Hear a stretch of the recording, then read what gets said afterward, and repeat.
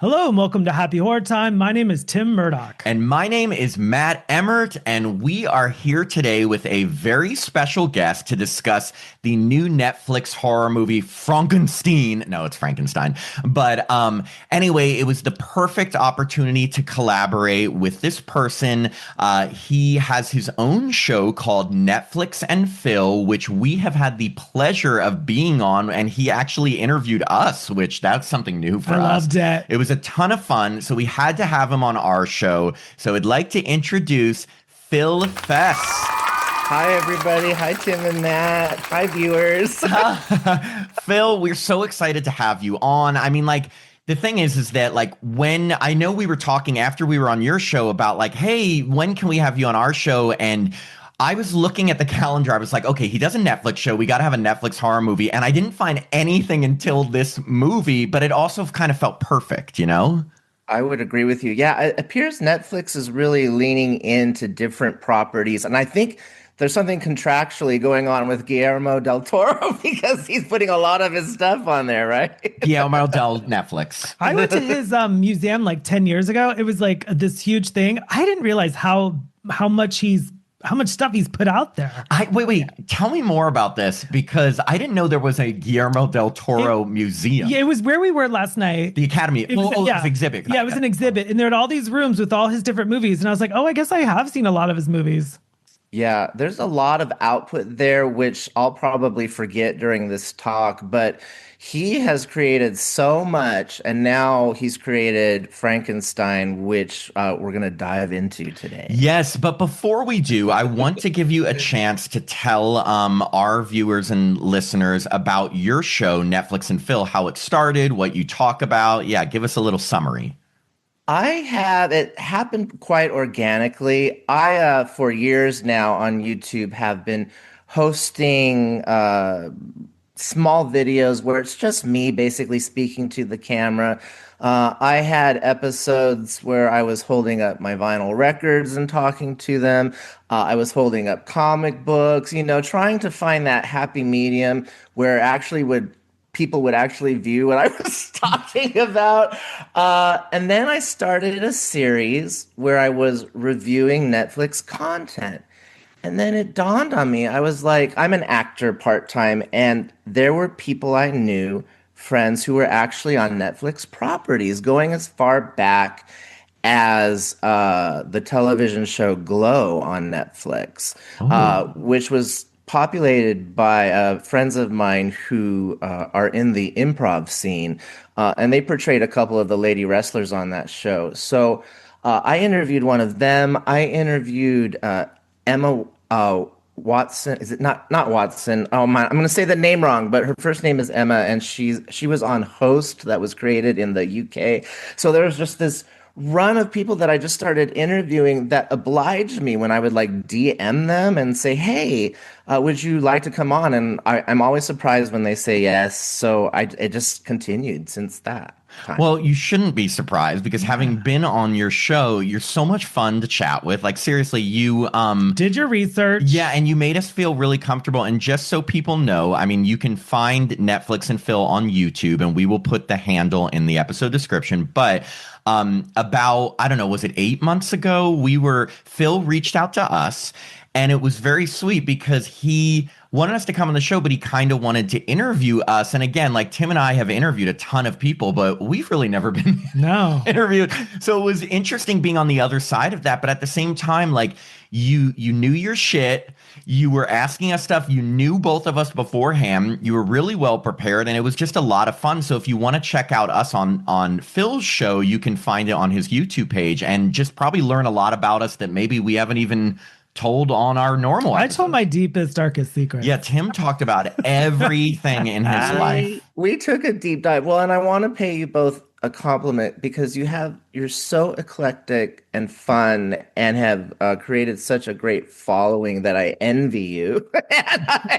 It was so great. And it's probably one of my watch videos is the one where I interview you both. And it was such a great time. And I just appreciate having the opportunity to talk to you today.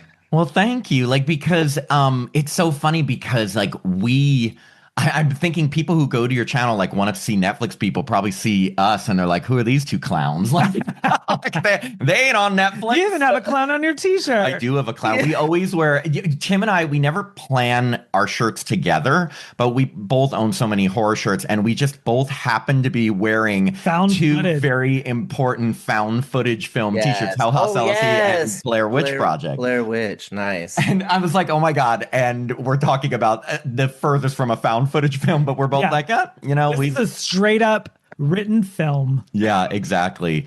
So I guess, well, first off, again, can't say it enough. Everybody check out Netflix and Phil. And we are going to jump into this new Netflix movie, Frankenstein, which this has been talked about for a while now because Guillermo del Toro has done so many really big types of epic films. I know he did, but I don't know everything either. I know he did Shape of Water, which was Oscar nominated and really fucking weird. That was weird. Like someone had sex with a fish. Yeah, absolutely. He also didn't he do one with Katie Holmes about a haunted house? Oh, yes. In those little creatures. Yes, I remember. It was based on a television movie, and the title is escaping me right now. And I actually quite enjoyed that movie, but you're right. Something living in the walls. Did he do all three of the Lord of the Rings films? It was Don't Be Afraid of the Dark. No, he didn't, but he did Scary Stories to Tell in the Dark. He did Pan's Labyrinth. That was like one of his first really big ones. I did not know he did both Hellboy movies, Hellboy and Hellboy 2. But he also just a couple years ago did Pinocchio. So apparently he's taking on like really big properties. But he also did Mama. Remember that horror movie? Oh, yes. And I guess the Hobbit film series, right? Did he do the Hobbit? It says Hobbit. Oh, the Hobbit film series. Yeah. So there's he's very eclectic, but all of his films are very, I keep using the word epic, but that's because they're just larger than life. They're big. They're very artistic, visually incredible. Mm-hmm. And, I have never been like oh my God, I love Guillermo del Toro person, but at the same time, I've seen enough of his movies to respect them. Right. Like I appreciate them. I'll see them and then I'm done with them.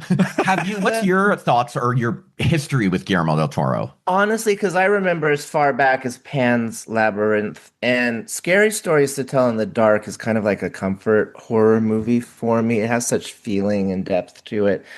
I think he's reaching, I should say, kind of an apex where I think we're going to see more and we're going to see things get even better and more exciting. I don't know what that is that I'm feeling, but he has such attention to detail and he has such huge set design and he's very hands-on and it's all about the color palette and what he can create in just a small frame, which I think is amazing. I would have loved to have seen this in the theater, as opposed to a television, because there's such scope and depth and just detail. It did play here for 1 week at certain theaters. Yeah. It had a very limited theatrical release, which I can't believe Netflix even agreed to, because usually when it's like a Netflix exclusive, they don't want people seeing it. I think there's such a grandness to it that I feel like Guillermo del Toro, did I say that right? Mm-hmm. Oh, thank you. Like he wants to have it visually seen on the big screen. Yeah. It is the type of movie, I will say, if you go to the biggest TV in your house, the most recent one, if you have a 4K TV or whatever, and watch it there, because like visually it is just pretty incredible. Mm-hmm. And so we've talked about Guillermo del Toro. Now, how about both of your guys' histories with Frankenstein? Like there have been, I think I looked up on Wikipedia, like 200 and something movies or adaptations that have some sort of Frankenstein-like character in it. But there have also been specific movies called Frankenstein, obviously the very early ones in the early 1900s. And then there was, I think, the 1994 Kenneth Branagh film. Yeah, with Robert De Niro. Robert De Niro as the monster and Helena Bonham Carter. Did you both see that one, and what were your thoughts? Well, Tim, I defer to you, and then I have some input as well. I did see the 1994 one, and I saw it once. I couldn't tell you one frame, and I enjoyed Frankenhooker much more. I love Frankenhooker. That is so funny. You say, wait, quick sidebar.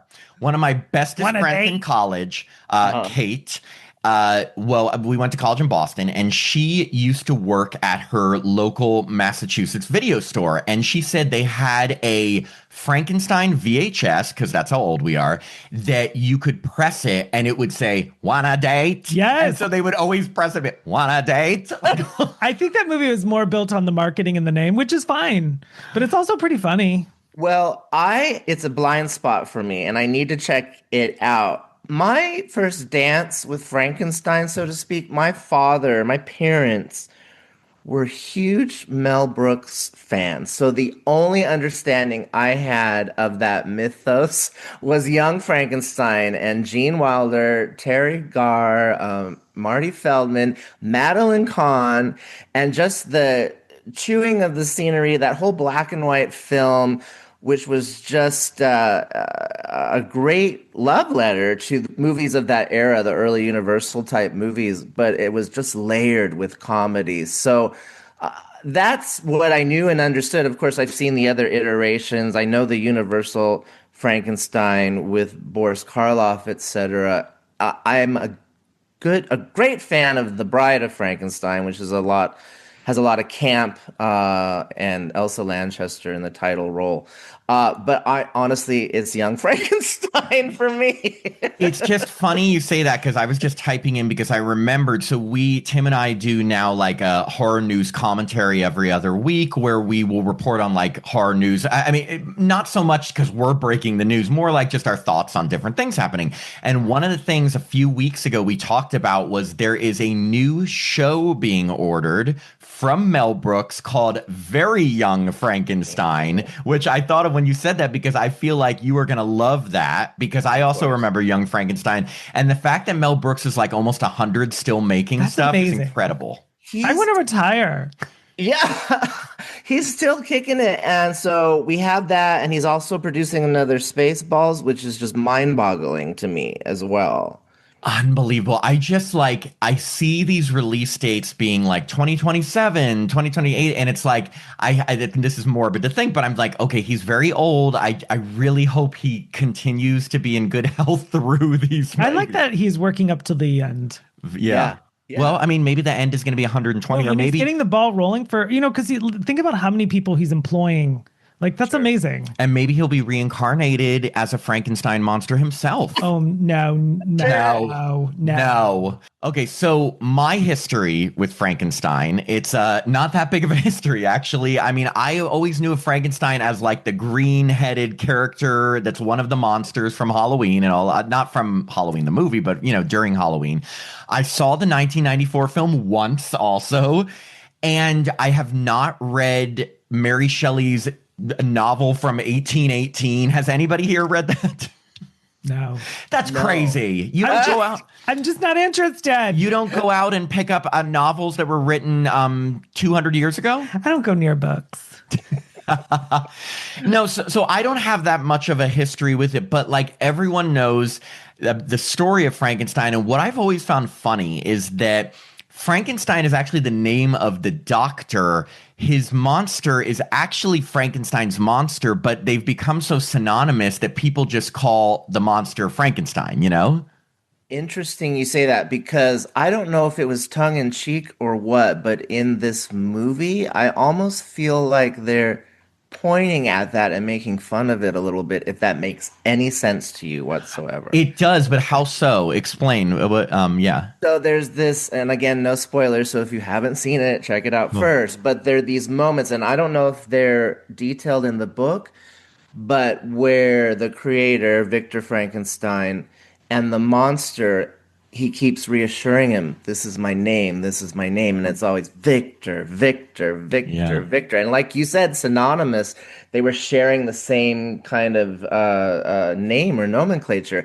And I almost thought, you know what, it kind of speaks to that history with this character, that it's kind of funny that we call him Frankenstein when he's really Frankenstein's monster. I don't know. It's I've weird. just always found that interesting. Like for instance, 3 years ago for Halloween, Uh, I was Frankenstein, but technically I was Frankenstein's monster. So it's like, but nobody calls it that. You know what I Yeah, mean? It's like yeah. I'm not gonna be yeah. like, what are you Frankenstein? I'm Frankenstein's monster. Like it just feels pretentious. The movie should be Right. called Creation. Creation, yeah. Yes. Oh, Yes. so one thing, Phil, I wanted to tell you and also all of our listeners and viewers notice. So we actually do spoil everything, so it's totally Love fine it. Love because it. the way we kind of do our reviews is that we always have them come out like about 10 to 12 days after a movie releases. So it's kind of like just because we want to be able to talk about everything. So spoilers are totally welcome. Our audience knows that kind of when you listen to Happy Horror Time movie reviews, you're going to hear Yeah, everything. so hopefully you've seen it, or you don't have no plans to see it. A lot of people sometimes like I've heard from viewers and that are just like, some people like knowing what happens in something before they see it. That's to each their own. And then some people are just like, I want to hear your review to decide if I'm going to see it. Yeah, it makes sense. Makes perfect Yeah. sense. Yeah. But like, so a couple quick things before we get into like the plot of this Frankenstein one, and I found this really interesting and want to know your guys' thoughts. Apparently, before Jacob Elordi was cast as the creature, Frankenstein's monster, originally cast in that role was Andrew Garfield. Oh my gosh. Now I want to see that version. See, okay, so I wanted to get your thoughts because for me, when I think of the monster, I think of this big, hulking, strong person, which is exactly Jacob Elordi. Like, no offense to Andrew Garfield. He's hulking. But Frank, the monster? No, I don't think Jacob. Yeah, he's yeah. kind of a skinny guy. Yeah, but he's muscular. Yeah. Like, I mean, and I'm not just thirsting after him. He's muscular. Andrew Garfield to me isn't as like monstrous he's not as Brooding. and bulky, and so I actually think this was better casting, but wanted to know your guys' thoughts.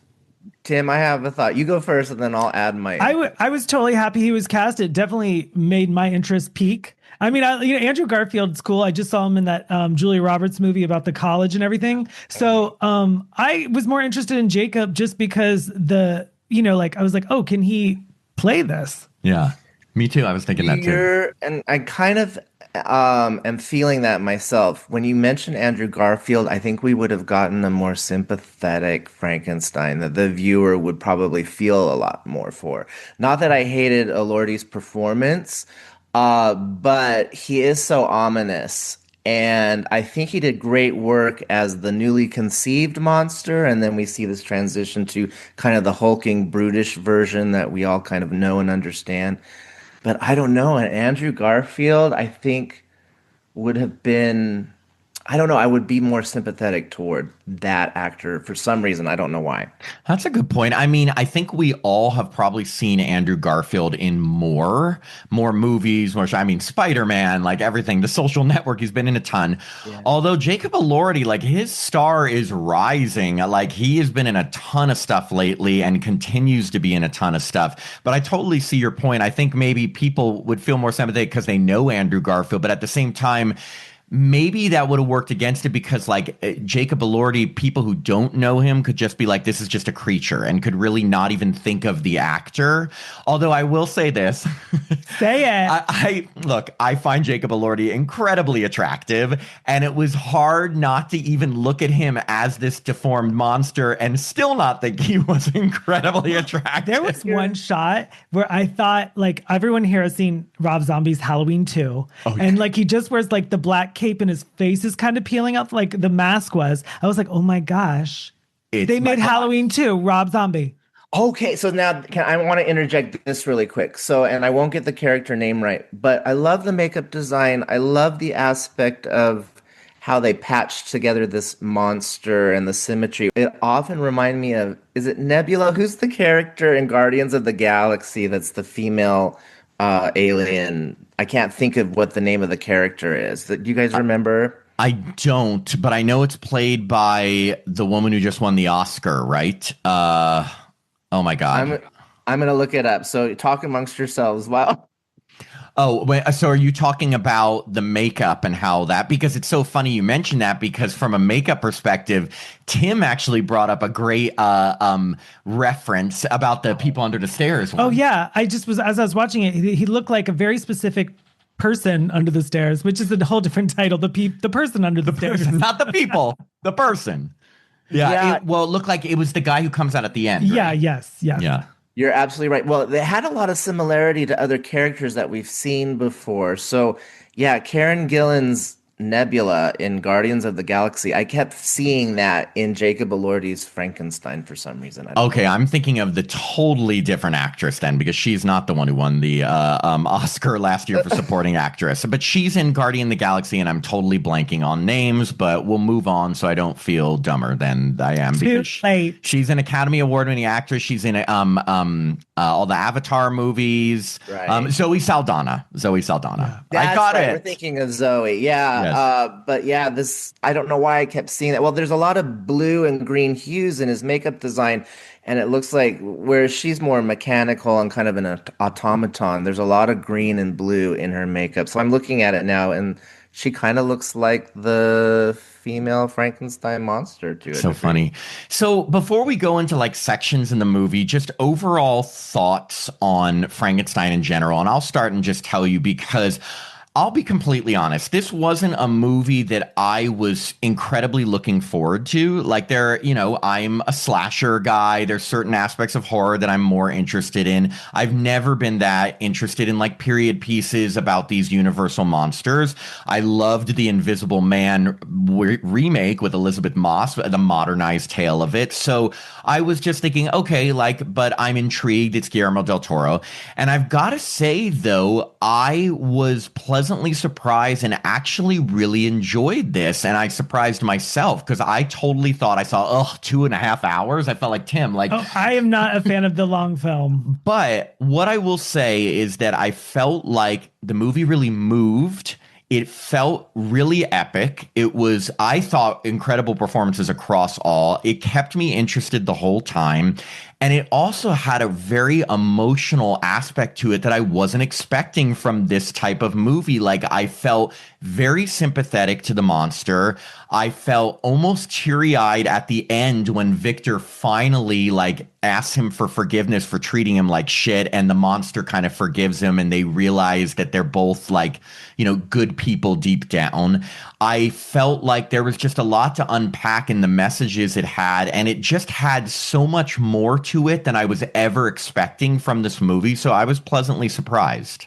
It had layers, and check my work, but the movie he did just before that I think it's similar to is Crimson Peak. Was that Del Toro as well? I Yeah, think so. Yes. that was So 2015. Yes. yeah, and his Crimson Peak is very similar. The set design, the characters, it's almost like Frankenstein on acid. And this iteration of Frankenstein, I feel it has Crimson Peak like qualities, but some of the performances were really restrained. I was expecting a real outlandish, kind of garish Frankenstein. I was waiting for Mia Goth to go ham at some point, and she didn't because we're accustomed to that from her. Yes, we talked about that too. I'm so used to Mia Goth from the X trilogy and just being Yes. completely nuts, and she was so grounded in this Yeah, movie. such a restrained performance, and which I appreciated because we know what level she can get to.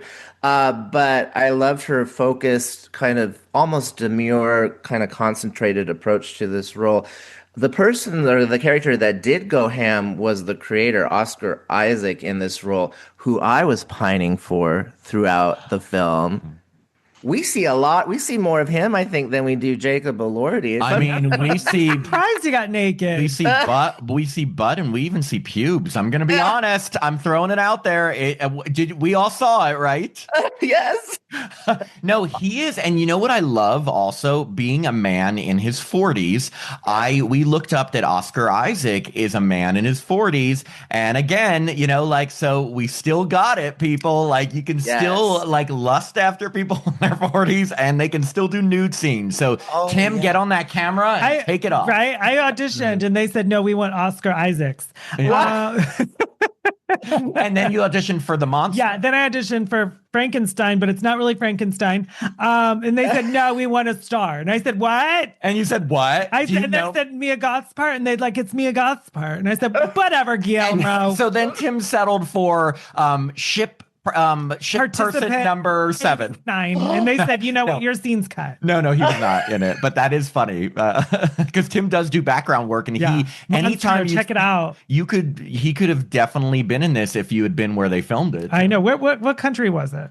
You know, that is such a good question because I was looking about where they filmed this, and apparently it was in Toronto and also in Edinburgh and in Lincolnshire. So basically in the UK and in Canada. I've been to Canada. And Tim, what were your thoughts? Because I kind of feel like me, this wasn't like, oh my God, I can't wait to see this. But what were your thoughts on the movie? I was curious because if you drive on Sunset Boulevard, they have like 5 huge Frankenstein like billboards. So I like Mia Goth, so I was very curious about it. But watching it, the CGI in this was like violent CGI, so I was into that. I like that Victor was a sexy, handsome guy, so that kept my interest. But like it wouldn't be my go-to, but I'm so glad I did see it. And the 2.5 hours or however long it moved, but I actually thought there was going to be a bigger love story between Mia Goth and Jacob, and there wasn't that. I was waiting because I know that she does nudity. So I was like, oh, is there going to be some hot nude scene between her and the creature? I was wondering that too. Well, first off, one thing I did look up before this is that Guillermo del Toro did some differences between his movie and the book and the 1994 movie. And I only keep referencing that because it's like the most recent one that's specifically about Frankenstein. But the character of Elizabeth was actually married to Victor Frankenstein in the original book and in the movie, and she gets killed in both the book and the 1994 movie by the monster. So they totally changed that, making it his brother's fiance, but still kind of having him sort of interested in her. But I thought she was first going to have an affair with him. She didn't, which was nice. I'm glad she didn't cheat on the brother. But then I was like, is she thirsting over the monster? Well, but they kept away from that too. Also, the guy that she was marrying, and obviously she died on her wedding day. Yes. I thought, again, I'm not the feminine gay police at all, but I thought they dressed him and made him, I was like, oh, he's I didn't think he was the most manly. You know what I mean? I was there was a little they dressed him very the younger brother, which I loved his performance, and I love that they kind of elevated that character to kind of be the husband or the soon-to-be husband for Mia Goth's character. I don't know if I have any real input, but I don't know. I just hope she comes back as the bride of Frankenstein. Yeah, it's so funny. I didn't notice that so much because in period pieces and when people are, it's very different.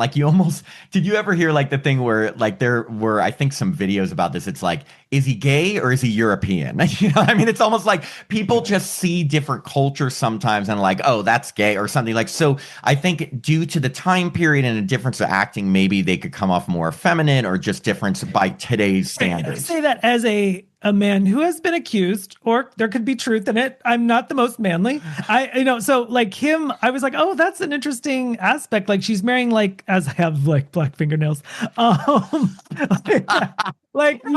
isn't he manly enough? Right. Your fingernails are pink. I actually was a little shocked that he was pushed into the cabinet and hit his head and died. So they gave him some good material to work with. At the end, when he was giving his speech, he had a very good speech. Well, he actually says in a big point of contention in the movie, and is a really good thing that we can discuss, is that he says to Victor, his brother, as he's dying, you are the monster. Exactly. Yeah. And I just think that was I made just a quick list of a few things that were said in this movie that I wanted to bring up because there's so much to unpack. But that was the first one, because we're watching this movie and we're conditioned to think, the reincarnated person is the monster because, he's reincarnated. He has a lot of rage and stuff like that. But when you think about it, who really was the bad guy in this movie? And I think it's a very gray area because Victor, the creator,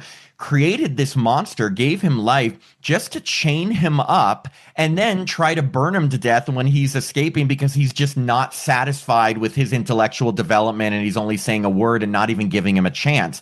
And then he's hunting this monster, and then all the monster wants is companionship and like his creator to love him and all of that. So who is the monster in this film? I'm going to get deep here for 1 second. Do. So, obviously the first half of the movie is like they show him as a young boy and the dad's very mean to him. And so like he's abusive to the son. And so the son's like, then you realize Victor is turning into his father and just as mean to his creation. So like he has to break the pattern of like being abusive, but technically he doesn't. But that's another thing. And another thing I wrote down on my little list was it could like continuing some sort of toxic cycle of like father-son relationships. There's so much in this movie.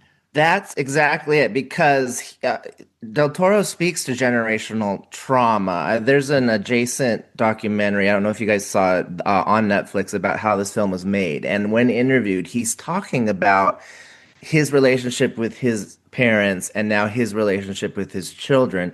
And you mentioned it earlier, Matt, and I told you I had props today.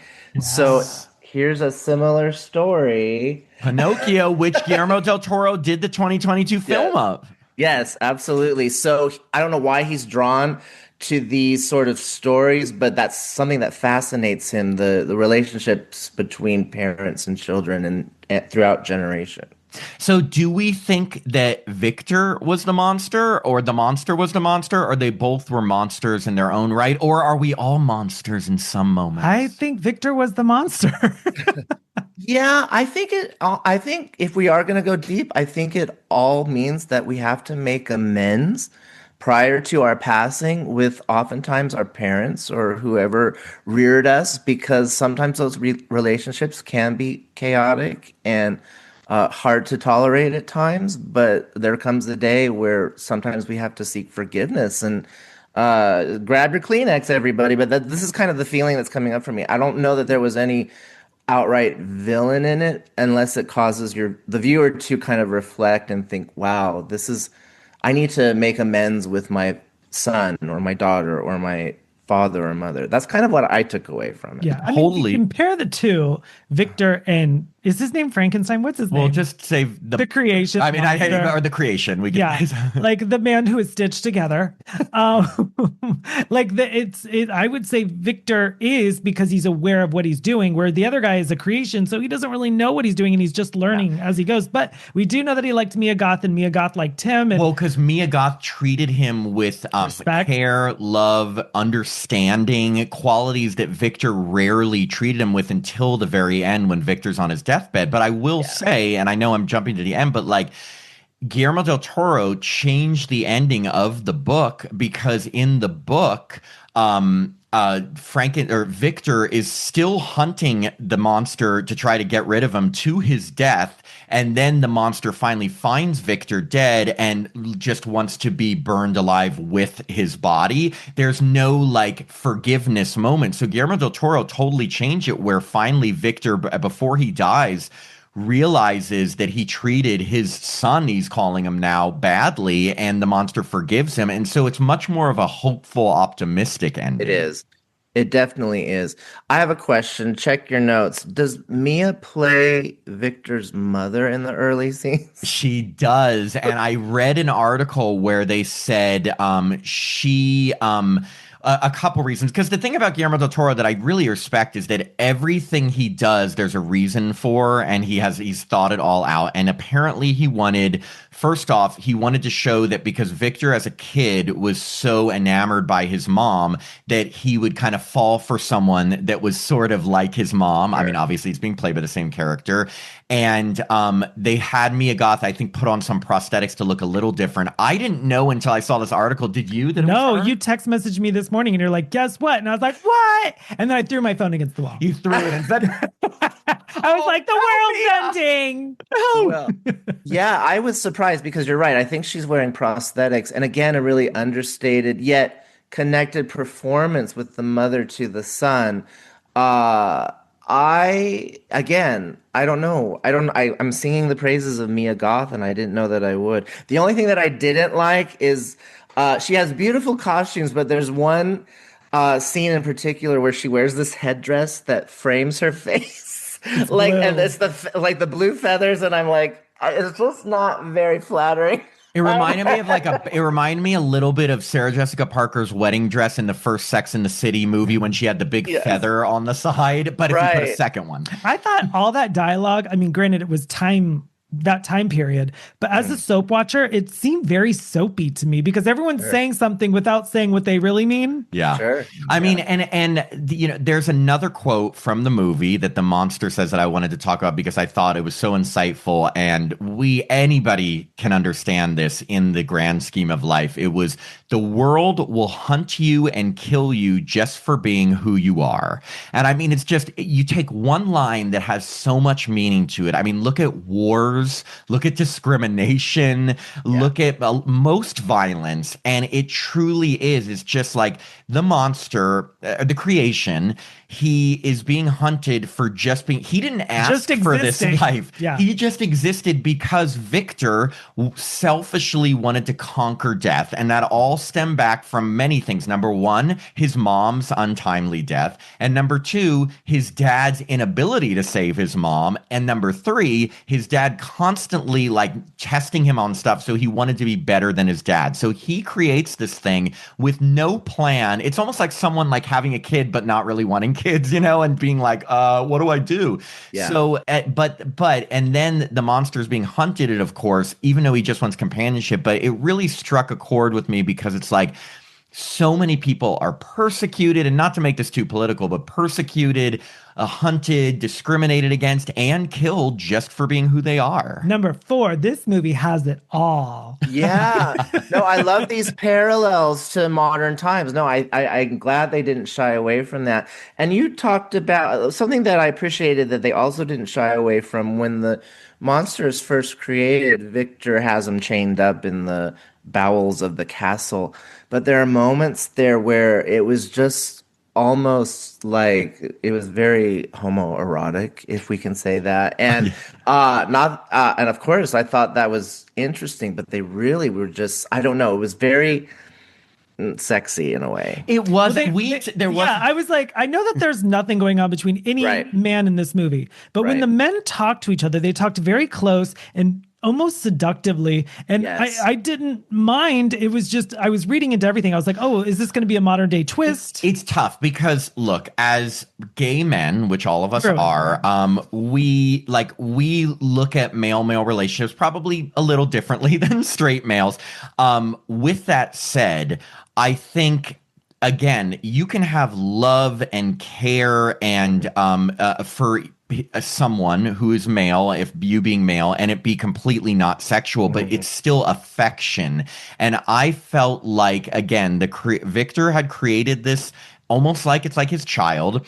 The child was just seeking companionship and love from them. So they did caress like their faces and things like that, because like that's kind of what like intimacy is, and it's not always sexual. So like, yes, of course I was thinking exactly what we all were thinking, Jacob Elordi's the monster wearing a loincloth and the guy's caressing him, but I also knew it wasn't that. It was so sad because he's like, hey, this is a leaf, this is water. And he's like, nah, you're boring me. Let me chain you. I was like, well, this is a bummer. I was like, this guy just wants to learn. And then, he wouldn't take the time. Yeah, he's and he like, wasn't done. okay with him. Like when he kept, but notice the monster only could say his name, Victor. But the second Elizabeth came to him and treated him with kindness, he had learned a new word right away, her name. Absolutely.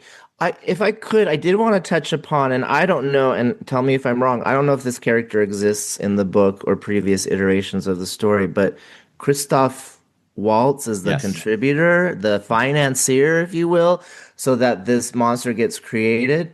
And he has many layers, and then we learn a surprise about him further along in the movie. Again, an excellent actor, and I loved his performance in this. I mean, I'm glad you brought him up because we've talked about obviously the monster and Victor and Elizabeth and then even the brother, but we didn't talk about Christoph Waltz plays Elizabeth's uncle, who kind of notices what Victor can do when Victor gets thrown out of school for to even coming up with the idea of reanimating a corpse. They think he's playing God, whatever. And he says he'll finance him and get him this tower and he can do his research and everything. And the thing is, though, like most people, there's always an ulterior motive. And like you were saying, we find out at the very end that the whole reason he wants Victor to create this like reanimated person is because he is dying of syphilis and he wants his brain put in so he can continue life. But unfortunately, Victor at that point's like, all your organs and stuff are infected. I ain't putting you in my monster. And then Christoph Waltz is like, okay, well then I'm fucking up your experiment. Right. I was shocked by his death because it was so graphic. Like when he hit the ground and those brains hit, I was like, ooh. He falls. It's funny. They have this area that's supposed to capture the lightning, and it's almost like it's just like a hole down that's a fall bunch of stories, and he falls down and slams his head to like a pulp. Yeah, I like that Guillermo does not steer clear of like really violent deaths. But in a way, it's almost like everything is vibrant in this movie. The colors, the set pieces, the CGI. And so, it's almost like, why shouldn't the violence be too? Like, I liked, like you said, that he doesn't shy away from that. Like, everything is told in a very, like, intense way. Absolutely intense. Yeah, I mean the colors, even like the blood is just very rich and bright. All of the color palette is it's a spectacle in a way. It's very gothic at the same time, but vibrant too. Yeah. And you also touched on this before when you said, and something that I can't remember if it's the blind man who tells the creation this, but someone says, forgive those who've harmed you. That was another quote I put down because, again, we always hear, I think, and I'm not religious, so I don't know correctly, but I think in the Bible, it's supposed to, isn't there a passage about forgiving those who've done harm on you? I don't know. I feel like everyone has learned morally, religiously, spiritually, that you should forgive. You don't have to forget, but you don't want to carry around the weight of all this hatred. Yeah. And so in a way, I almost feel like the creation, Jacob Elordi in this, always knew that, because he always wanted to give Victor a chance, but it took Victor his entire life to learn, it took Victor entire life to even ask for forgiveness for what he did, Who knows? Did we ever find out if Victor forgave his father for being just a total asshole?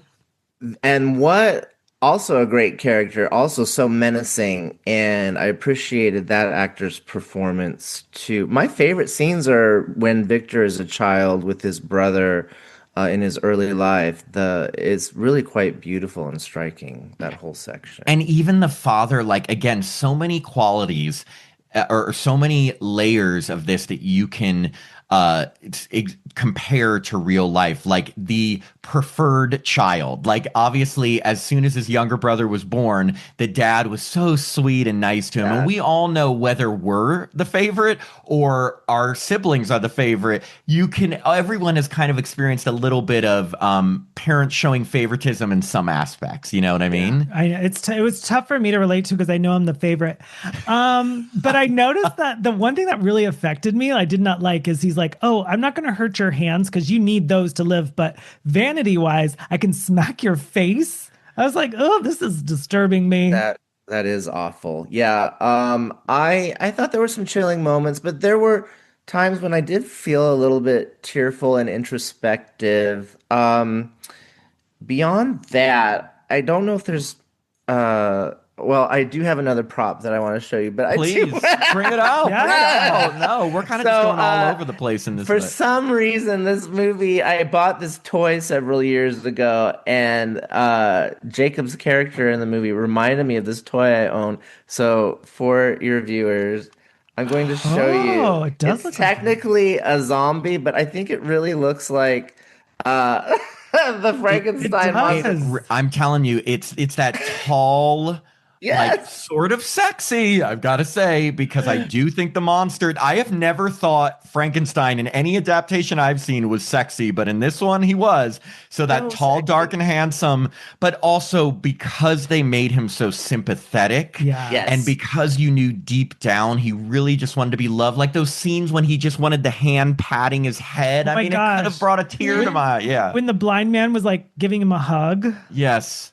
There he is, guys, Jacob Elordi. But wait, one thing I want to ask you about Phil, because I got the feeling that you really loved everyone's performance in this, but weren't the biggest fan of Jacob Elordi's performance. Is that true? And is there a reason why? Not necessarily. Remind me of the movie that he was in recently that had a lot of sort of man-on-man fascination. Saltburn. Yes. Saltburn was a ton, and he was kind of the object of Barry Yes. Keoghan's affection. Is that the right Yeah. way to pronounce? I don't know. Yes. Yes, there was a lot of obvious male on male infatuation. Well, and I know he's been in Euphoria, and I saw Saltburn and loved it, and that's kind of my memory of him and what I knew him from.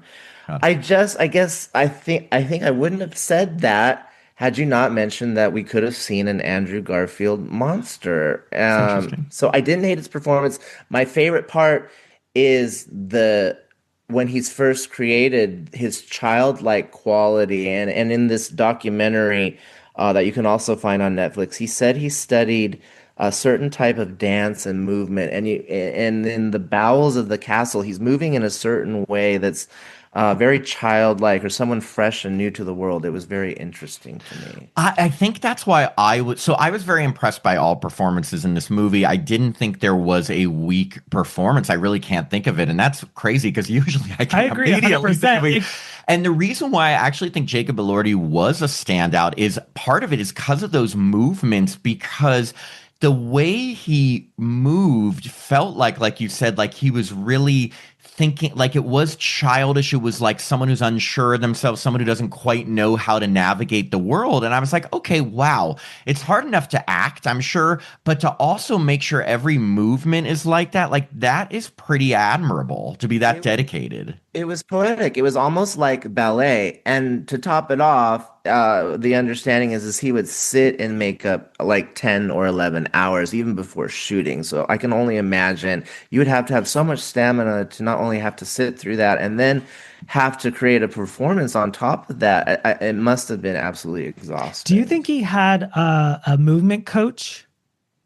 I bet he did, but in the article I read where he mentioned why he moved a certain way, he didn't talk about that, but that doesn't mean he didn't have Right, one. because I just want to refresh everyone's memory. In Wes Craven's film Deadly Friend, Christy Swanson had a movement coach. Me. Yeah, It's the same love story, that. really. And she was just as strong a performance. Deadly Friend. I thought I was watching Deadly Friend, It but in really ancient was, and times. so many layers, just as many Great, layers. Wes Craven hit the button before Guillermo. I love it. Guillermo. You know why I love Phil? Do you know why I love Tim so much? And there's a lot of reasons, but one is because Tim will come up with references that would never cross my mind. And I'm saying that in the best way possible because it sparks so many interesting conversations and so many random references that I had never thought of before. Yeah, So, well, prepubescent Phil is elated you mentioned Deadly Friend with Christy Swanson. I'm going to bring it up forever. I mean, Tim loves this movie. I tolerate this It's movie. the same movie we just watched. Frankenstein It is is. Deadly Friend. I mean, it really, to be honest, on that list of what did I say, like 200 and something adaptations in some way of Frankenstein, Uh-huh. I don't know if it was on there, but it should because you're right. Any movie where you are bringing some sort of or reanimating some sort of dead person or corpse or something is a Frankenstein idea. So, Deadly Friend, everyone. Yep. Deadly Wes Craven. Friend, check it out. I do want to touch upon what I found fascinating in this movie, not necessarily scary, but morbid, is that they and again I'm thinking back to Universal black and white Frankenstein, where they would rob graves and they constructed the monster.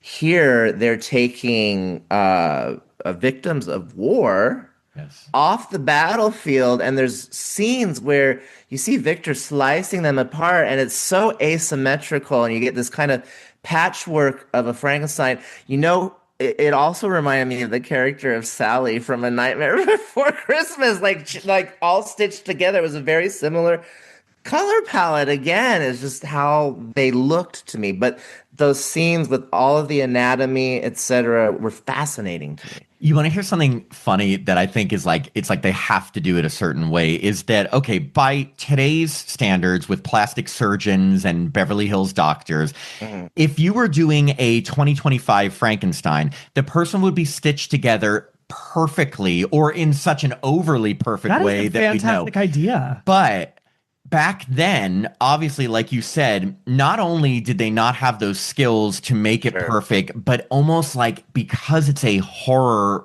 story, you have to make the monster look sort of monstrous or we'll be like, oh, that's just a really good looking creation. Right. You know what I mean? Well, he was eating berries. So I was like, well, how correct is his body? Oh, you mean like, does he have a digestive system? Yeah, exactly. Oh, and that is he anatomically correct? Well, maybe? but that's the thing. Wasn't okay, another thing, difference in Guillermo del Toro's versus the book and the 1994 film is that apparently, if I read this correctly, so in this movie, you know, the monster is trying to get a companion and Victor just says no. In the other movie and the book, Victor either does finally construct a companion for him. I think in the 94 film, it's Helena Bonham Carter after she dies, and then she is just like kills herself because she knows she's all fucked up. Or he starts to do it, I think, in the book and then gets rid of it. But anyway, my point of all this is that he scrapped that from this movie. Like there was no Bride of Frankenstein made. It was mentioned, and then he just completely just decided not to do it. Now, where that leaves a lot of room is for a sequel, but we are getting a movie called The Bride next year by Maggie Gyllenhaal. So maybe Guillermo del Toro doesn't want to touch that aspect. You know, it's funny. I saw the Bride trailer and now we're talking about it. Now I'm interested. Before I wasn't really, but now I am. And also the 2025 I did, like, what if a Beverly Hills surgeon put together? That's an amazing, Matt. You need to get on it and write it. But they did Frankenhooker. But that was 1990. We like if it took place in Beverly Hills and Victor was like, who's that guy that's the like, doctor, the doctor, a hot doctor like Mark Ruffalo, and he puts together a housewife. Yes. Amazing. I mean, seriously, like I could see that being a Tubi original. Absolutely. I mean, if the movie Shell was made, anything's possible. Let's write this, gentlemen. Oh my God. But can we call it like what's like a more 2025 adaptation of that name? Sweetie. Frankensweetie. Sure. I love that. No, write that down. Sweetie. People would pay money to see that. Frankensweetie. One other thing I wanted to bring up, because I've gone through the quotes from the movie that I wanted to bring up, but I found two quotes from Guillermo del Toro about this movie that, again, everything he says, he just seems like a very smart, insightful guy.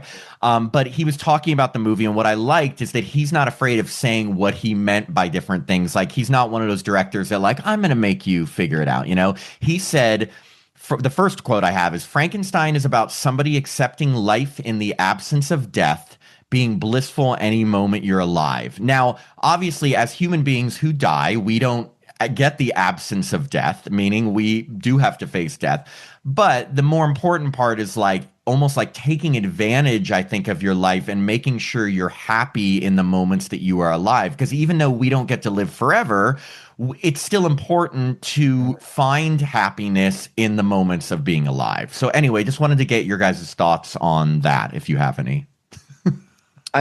Go, Tim, if you have something. Well, I think we do live forever because, you know, in 50 years, when they are making another Frankenstein movie, they're like, oh my gosh, look at this podcast on YouTube that I found. And they're going to take all of our ideas and they're going to be like, Frankensweetie. I think that they're going to actually, after Tim and I die, like in 100 years, right. They're going to combine body parts of ours and make a Matim. Oh my God, he'd be that gorgeous. would be great. Oh my gosh, you guys should just do this now. Get your merchandise together. Cutting my arm off. I'm ready. The funny thing is, Tim, whose face would they use? It'd be a half and half. Right down. Right down the middle. Right down the middle. A Timat or a Matim. Matim. Matim. Frank and Sweetie starring Matim. Matim. Anyway, sorry, we totally made it humorous. Did you have any thoughts on that quote? I mean, I think there is intentionally, as you said, a lot of messaging that was intentional, and then some you can derive on your own. And I think, sure, yeah, live life to the fullest is a message or moral that could come out of Guillermo del Toro's Frankenstein. I think what I was left with, and I'm only saying this, is that I think we're often seeking validation from our parents. And I had a father that loved horror movies, so this is where I find myself today. I really subscribe to his likes and his history. But I was also, as a child, seeking a lot of validation from him because he was what I would call a workaholic and didn't take a lot of care and time to kind of, uh, I guess, develop me or enrich me as a child. So these are the parallels I'm pulling from the Frankenstein story. And yes, I do see kind of a live life to the fullest aspect to it. No, I mean, Absolutely. I Yeah. totally see what you're saying. I think all children in some way want validation from their parents, even people that have really shitty parents, because and I know people who don't really get along with their parents, but you can tell deep down it's about them truly wanting their parents to accept them and love them for who they are and everything. So you're so right. And even if people don't admit it, I think everyone feels this inherent drive to get validated from their parents and to receive love, even if they think their parents are wacko. It's just Oh, who we sure. are. You know what I mean? Yeah, Like, it's just watch me, Dad. Look what I can do. Mom, watch this. It's just I think it lasts even into adulthood. I mean, I'll be honest, I'm still doing it today. You know, you Yeah. want to do your parents proud, and unfortunately, my father has passed, but I still see myself with my mom. I want to make her proud, and I see a lot of that in Jacob Elordi's performance. And yeah. Yeah. And that's the thing. Like I feel like, Tim, both of us, like we are lucky enough to have both of our parents still alive, but I feel like but like I mean, I'm constantly, if anything good happens in my life, I want to tell my parents, not just to share it and not to brag, but more like so they'll be proud of me, you Of course, know? I don't think that ever goes away. And if you ever go to a pool in the summer, all you see is kids saying, "Mom, mom, look at me jumping off yeah, the mom." That's like it's yeah. such a good constant. analogy. It is Like, because I totally. know I was that kid. I was probably so annoying. No. What are you talking about? You're still that kid. Mom, look at me. Yeah, look at me. I'm jumping off the diving board. They're like, "Great, Mom, I'm doing an episode of Frankenstein. great." Listen. They're like, "Great." Great. One other quote from Guillermo del Toro I found in an article. Love is the capacity to see promise where before there were disappointments. Hmm. I'll tell you what my interpretation. I know we're getting real deep here, but like my interpretation of that is like if you truly love someone, you can look past their faults. You can be okay with the times they disappoint you because you see the promise in them and you see the good and whatever that you truly love about them, and you can look past the bad, I guess. Right. That's how this podcast works. Tim and I look past all the bad qualities of each other. No, and I would say you guys have deep love for each other. I'll just say this. I am a single man and I'm over 50, and I want to believe what you say that there's someone out there for me, a companion, as Jacob Elordi's monster says in this film. He's seeking someone to spend his not only lifetime, his eternity with. And I feel that love exists, and I hope to find it someday. And when I do, I hope to look past the other person's flaws or gaps. Hopefully they're minuscule. And so I can commit so richly to somebody. I think that could be another message of this movie, that love is all. It has such meaning. A life without love is a life half lived. My name is Phil. I'm here all week, Yeah. ladies and gentlemen. Well, let me first off, I love that quote, and let me just tell you, Phil, I'm not a fortune teller, but I completely think you are going to find someone because you're such a bright light of like positivity and joy, and I don't know how like you just ooze fun and optimism and really good vibes. I don't know how you couldn't find someone that would totally appreciate that. Seriously. Comment below if you're single and available. I know This it's is like the love of my life right now. This half asleep dog on the sofa. wait, what is your dog's name now? Sahara. Matt, don't yell it. The dog will wake up. No, So as a lazy. dog lover, and we have Jacob and I. Now that we've said Jacob Elordi so much every time, yeah, it's Jacob Matt, Elordi. I don't know if you knew this, but Matt is engaged to Jacob Elordi. Yes, Jacob Elordi. I don't know if you guys knew he's Matt gay, keeps me in and jail. he's actually the producer and my fiance now. Crazy. No, not Jacob Elordi. But Jacob and I have a dog named Darla who is just like an angel and the other love of our lives too. So yeah. Can I ask how you came up with the name Darla? Yes, because everyone thinks it's Little Rascals or Darla from Buffy the Vampire Slayer. And it actually was neither, even though we are familiar with both, more so the Buffy reference. Jacob and I were going back and forth on names and we could not agree on anything. And I was literally on the internet looking up girls' names and things like that.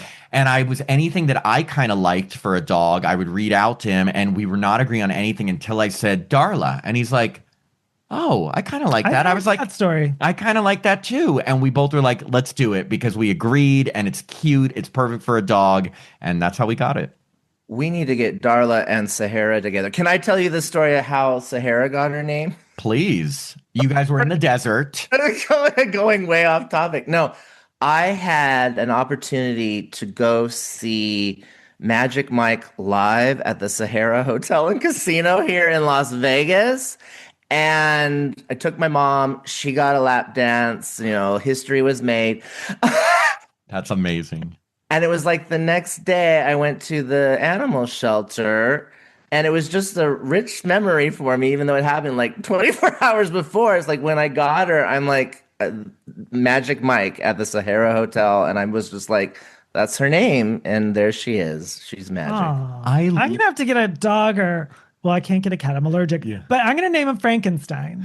That would be a good name for a dog. It'd be hard to scream and yell. But. You said Frank and Sweetie. Well, again, we could go down another rabbit hole. There's Frank and Weenie from Tim Burton. That's so funny. Yes. Yeah. Get those two guys confused. Tim Burton and Guillermo. Yes. I really do. Have very similar kind of qualities in the kind of films and things that they do. Lord of the Rings. That's all I want to know. That's Peter Jackson. Okay, I get yes. Guillermo, Peter Jackson, and Tim Burton, all three confused. So, okay, you're on a boat with Guillermo del Toro, Peter Jackson, and who was the third one? Oh, Tim Burton. Yeah. One of them has to be pushed off. Who do you push off? I guess Peter Jackson. I can't get into those Lord of the Rings. Well, now I would. You guys have probably seen this, but one of his first movies, and the name is escaping me right now. Is it Dead Alive? Yes. Yeah, I read your mind. What are your thoughts on that movie? Not a fan. Really? Do I know this? Dead Alive. Okay, the very first guy I ever dated he was like, I said I like scary movies. And he was like, you have to watch Dead Alive. And I watched it and I was like, I don't know what the F that was. What is it about other than the title being an oxymoron? Matt, your homework is to watch Dead Alive. Peter Jackson, one of his earlier films. It's not Lord of the Rings. It's like a Australian, New Zealand. I'm not sure his origins, but it's Evil Dead. It's an Evil Dead copy, essentially. It has a cult following. People love it. Yeah. And it's 1992 film? Yeah. Oh my God. A young man's mother is bitten by a Sumatran rat monkey. I'm in. Wow, that is great. Well, look, before we close this episode, I just wanted to ask both of you any final thoughts on Frankenstein and whether you'd recommend it to people and that kind of thing. Phil, do you want to go first? I'd be happy to. Well, I know Miss Gyllenhaal is going to do The Bride, but I would pay money to see Mia Goth as the bride of Frankenstein because this story sets it up quite well where we could just reanimate her. And we know a reanimated Mia Goth would earn an Oscar for her performance. Would be so quirky and crazy in the best way possible. Yes. Yeah. That's my thought. No, love it. Hey, okay, Tim, how about you? Thoughts on it, especially for people who may hear Frankenstein and be like, meh, I'm gonna skip. What would you I say? actually was in no way was going to watch this unless we talked about it. But I'm so glad I did. I thought it was visually stunning. Like the CGI did not annoy me. I thought the CGI was so violent. So, I'm not, again, I always say this, I'm not bloodthirsty for violence, but I thought it was very cool violence. Yeah. No, it isn't, and that's It the was- horror aspect. yeah, yeah, Like, the whole without that, it would aspect. just be an emotional journey through a creation's life. There is all the things we talked about, the underlayer of what's going on. I enjoyed the if you look deeply, there's something more going on. So I enjoyed all that. And I thought all the actors I was interested in, and it helps that they're like Oscar nominated people. Yeah. Yes. My final thoughts on this movie are as follows. We've been doing this podcast 280 something episodes. And Phil, most of the time, or 90% of the time when we talk about a movie, we go from like plot point to plot point to plot point because there's not enough layers to discuss like what does everything mean versus just talking about things that happened and commenting on that. I gotta say, this is probably the first movie in a really long time where we didn't have to go plot point, plot point, plot point because there was so much to discuss that involved the plot, but there were so many layers and so much to unpack in this movie that we just filled an entire episode with just discussion. Right. And that was really nice. And that speaks to, I think, the movie. And it depends. If you are the type of person that you want more meaning in your movies, you want more things to think about, you want something to actually stand for something else that you can understand in your life, then I think you're really going to enjoy this movie. Also, if you just like big, epic, visually stunning things with great violence you and told me everything. something like the ship was real. Yes, the ship in the Arctic, I think it was a real ship. It looks like it could be CGI. There's so much it looks like it's CGI, but like I read that he created an entire ship because he wanted it to look, and he put it on like some sort of contraption that would make it like move back and forth. Yeah. But anyway, all in all, I'm just saying for anyone out there who maybe like an old school Universal monster movie that's a period piece wouldn't appeal to them, I'd say give this a chance because I was one of those people and I was very much pleasantly surprised by how much I enjoyed it. Well, and that's great. And Tim, like you, I actually went into it thinking I wouldn't enjoy it because I've been kind of he's hit and miss for me, Guillermo del Toro. It's like every other film I'll enjoy, but I think he knocked this one out of the park, and I still would argue that his next project or projects are really going to be even more amazing. I don't know why. It's just a feeling I have, and I don't know why. I think you're right. And now I actually want to go back and watch the 2022 Pinocchio movie he did. I'm just so interested in I do how. not. Wait, well, you do that. I just like I kind of like it's such a funny story. How do you turn it into a Guillermo del Toro movie? I'm sure it's epic, and oh my god, it's a pop-up. I had this since I was a kid. My dad actually got this for me, but it looks so similar to Del Toro's version of it that I thought, oh, this is it. But this book was like printed in the 70s. Wait, you've seen Del Toro's Pinocchio movie? Yeah, and again, you remember how I said every other movie kind of hit and miss? This was a miss. Visually stunning, amazing, all stop motion, but I have not seen it in its entirety, so that's bad on me. Okay, well, Check it out. I mean, I'll check it. That and Dead Alive. I've got some homework, everyone. Yeah. Yes.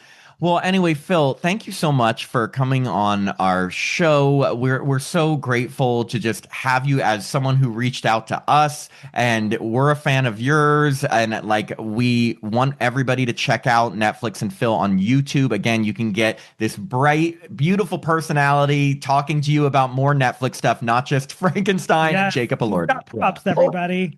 Where do you want to say like where people can find you on social if they want to stalk you or apply to be the love of your life? Yeah, go to @Philoween on Instagram. That's probably the best place to find me. Netflix and Phil on YouTube. I think my user handle is @Philoween_trends because I am a huge Halloween fan like you, Matt. So. I was just going to say, I love that username because it has Halloween related to it. And maybe, well, what if I suddenly change mine to like Mattoween? That doesn't sound as. I would laugh at you. Listen, Frank and Sweetie. Listen. Deadly friend. Deadly Frank and Sweetie. Anyway, all of those things. Anyway, thank you again, Phil. We've had a blast talking with you about this multi-layered, deep movie, and we hope to chat with you again soon. I look forward to it. Thank you, gentlemen. Thank you. Okay. Happy horror time. Thanks. Take care. Bye, Phil. Bye.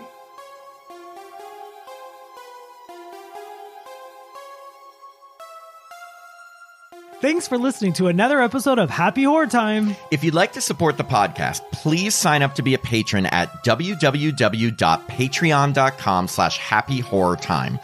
As a patron, you get access to all our bonus content, which now includes 2 new bonus episodes every month, a monthly after show mini episode, access to our Discord community so you can chat with us directly, and the chance to review a film with us in one of our bonus episodes. Patrons also get all our regular episodes ad-free and a day early, our monthly newsletter, the chance to vote in polls, and autographed Happy Horror Time stickers. I'm Matt Emmert. And I'm Tim Murdoch. And we hope you have a happy horror time.